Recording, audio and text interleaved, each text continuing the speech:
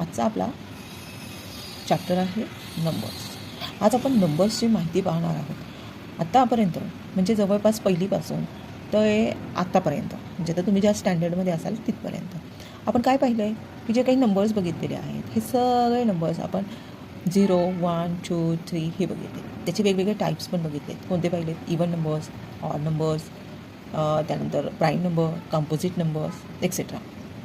तर आज आपण नंबर्सचे टाईप्स पाहणार आहोत.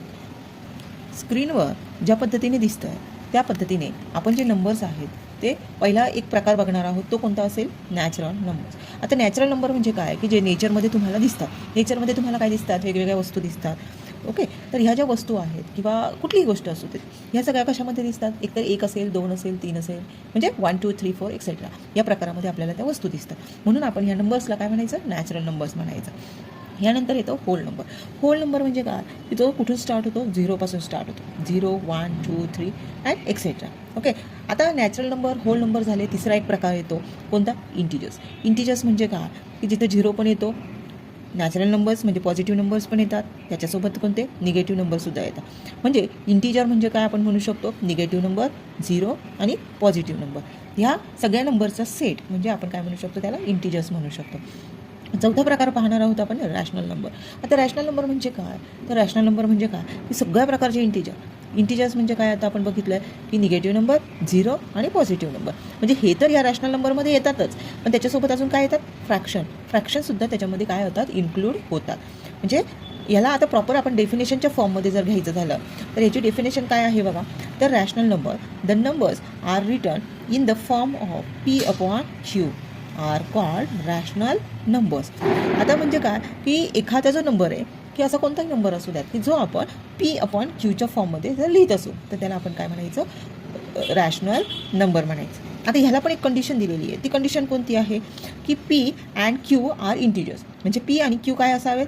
तर हे दोन्ही इंटिजर असावे. इंटिजर्स म्हणजे काय? इंटिजर म्हणजे निगेटिव्ह नंबर, 0 किंवा पॉझिटिव्ह नंबर म्हणजे यापैकी कोणताही चालू शकेल. पण अजून एक त्याला कंडिशन दिली आहे की Q हा 0 नसावा. म्हणजे Q is not equal to 0. म्हणजे P 0 असला तर चालू शकेल पण Q हा 0 असेल का? नाही.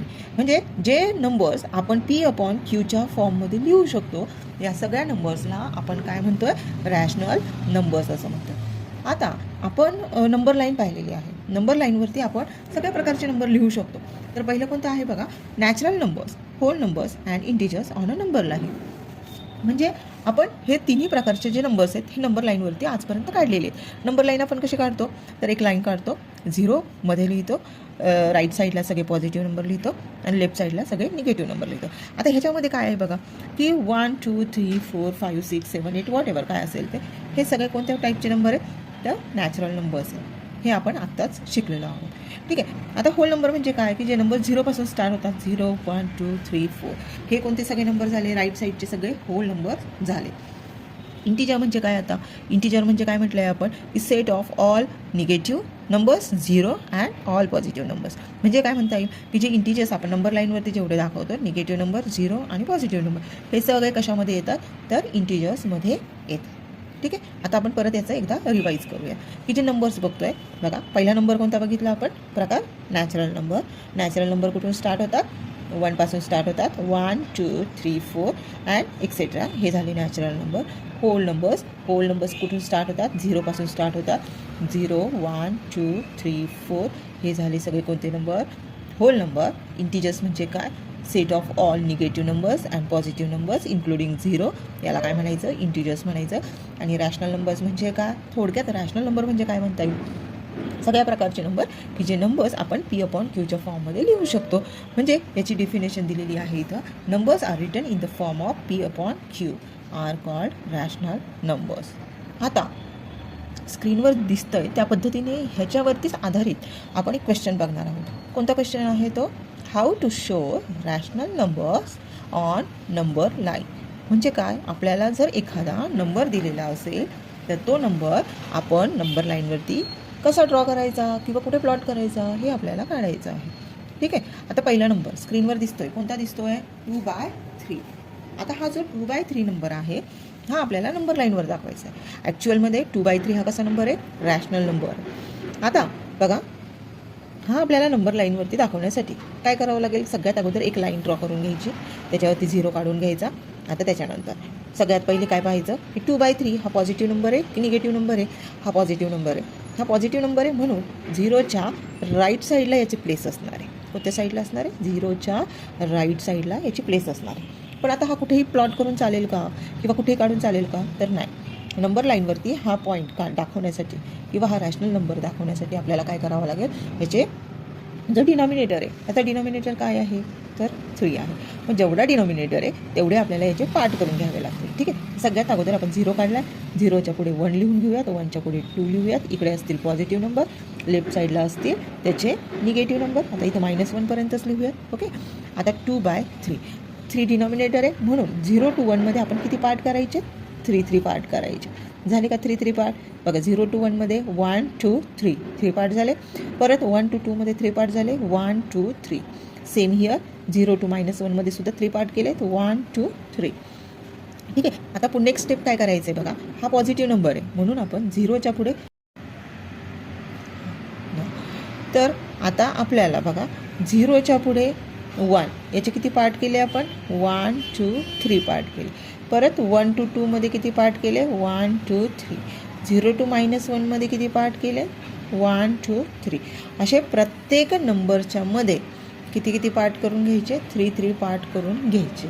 आता नेक्स्ट स्टेप बघा महत्त्वाची आहे, ती कोणती आहे तर 2/3 हा कोणत्या प्रकारचा नंबर आहे? पॉझिटिव्ह नंबर आहे. पॉझिटिव्ह नंबर आहे म्हणून त्याचा न्यूमरेटर किती आहे? 2 आहे. म्हणून आपण न्यूमरेटर 2 आहे म्हणून बघा नीट लक्ष द्या, काय आहे? न्यूमरेटर 2 आहे म्हणून आपण 0च्या पुढे 2 पर्यंत काउंटिंग करायचं. 0 नंतर काय येतं? 1. 1 नंतर काय येतं? 2 येतो. आणि म्हणून हा जो 2 नंबर आहे याला सर्कल करायचं आणि हा पॉईंट म्हणजे आपला कोणता असणार आहे? 2/3 नंबर असणार आहे. कोणता नंबर असणार आहे? 2/3 नंबर आहे. हे समजलं? ठीक आहे. आता नेक्स्ट एक्झाम्पल बघा. नेक्स्ट एक्झाम्पल पण सोपं आहे. काय आहे? 5/4. 5/4 हा देखील कोणता नंबर आहे? पॉझिटिव्ह नंबर आहे. पॉझिटिव्ह नंबर आहे म्हणून सगळ्यात अगोदर आपण नंबर लाईन प्लॉट करायची, त्याच्यावरती 0 दाखवून घ्यायचा. आता इथे आपण काय करणार आहे बघा, इथे 1 लिहायचा, इथे 2 लिहून घ्यायचा, इकडं -1 लिहायचा. इथपर्यंत करून घेतलं. ठीक आहे. आता इकडे आपण -2 पर्यंत का नाही गेलो की आपल्याला माहिती आहे की हा पॉझिटिव्ह नंबर आहे म्हणजे हा 0च्या राईट साईडलाच दाखवायचं आहे. मग इकडे नाही लिहिलं लेफ्ट साईडला तरीही काय होणार आहे? चालणार आहे. ठीक आहे. आता परत एकदा सांगा मला, हा नंबर काय आहे? 5/4. डिनॉमिनेटरला काय आहे तर 4 आहे.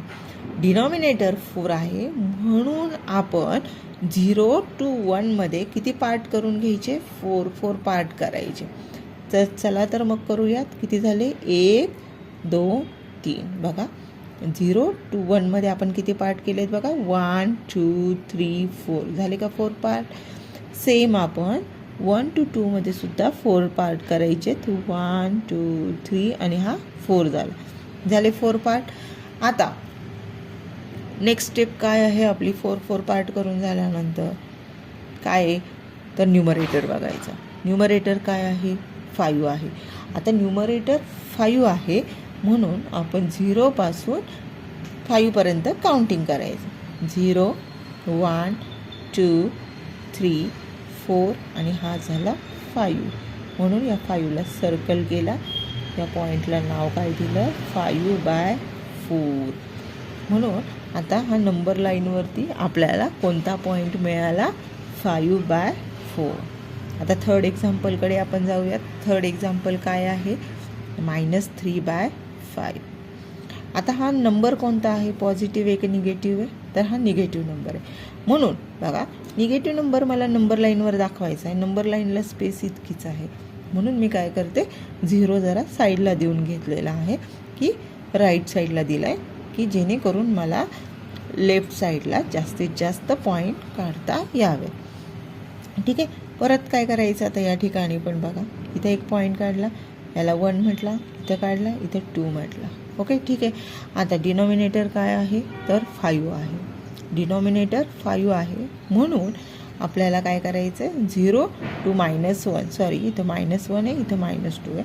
0 to -1 मध्ये किती पार्ट करायचे आहेत, तर 5 पार्ट करायचे. का 5 पार्ट करायचे, तर याचा डिनॉमिनेटर काय आहे, 5 आहे म्हणून. ओके, 1 2 3 4 5. बघा 0 to -1 मध्ये 5 पार्ट झालेत का, 1 2 3 4 and 5. सेम आपल्याला -1 to -2 मध्ये पण 5 पार्ट करून घ्यायचे आहेत, 1 2 3 4 and 5. आता नेक्स्ट स्टेप काय आहे आपली, की न्यूमरेटर चेक करायचं. न्यूमरेटर काय आहे, 3 आहे म्हणून 0 पासून हा मायनस आहे म्हणून लेफ्ट साईडला 3 येईपर्यंत काउंटिंग करायचं. किती, 1 2 and 3. हा 3 याला सर्कल करायचा. हा पॉईंट म्हणजे कोणता असणार आहे आपल्यासाठी, -3/5 पॉईंट असणार आहे. समजलं. आता नेक्स्ट 4th एक्झाम्पल बघूयात. 4th एक्झाम्पल पण इथे निगेटिव्हच नंबर आहे. तर कोणता नंबर आहे हा, -6/4. पुन्हा एकदा निगेटिव्ह नंबर आहे म्हणून 0 आपण कुठे काढून घेतला, नंबर लाईनच्या थोडासा राईट साईडला काढून घेतला. पुन्हा एकदा आपल्याला काय करायचं आहे, बघा इथं 1 लिहिला, इथं 2 लिहिला, पार्ट करून घेतले. आणि नंतर आता डिनॉमिनेटर काय आहे आपला, 4 डिनॉमिनेटर आहे म्हणून 0 to 1 मध्ये आपल्याला किती पार्ट करून घ्यायचे, 4 पार्ट करून घ्यायचे. 1 2 3 4. पुन्हा एकदा 1 to 2 मध्ये देखील आपल्याला किती पार्ट करून घ्यायचे, 4 पार्ट करून घ्यायचे. अशा पद्धतीने आपण 4 पार्ट्स करून घेतले. आता न्यूमरेटरकडे जाऊया. न्यूमरेटर काय आहे याचा, -6 आहे. न्यूमरेटर -6 आहे म्हणून आपण 0 पासून -6 येईपर्यंत काउंट करायचं लेफ्ट साईडला. चला तर मग आता काउंटिंग सुरू करूयात. 1 2 3 4 5 6.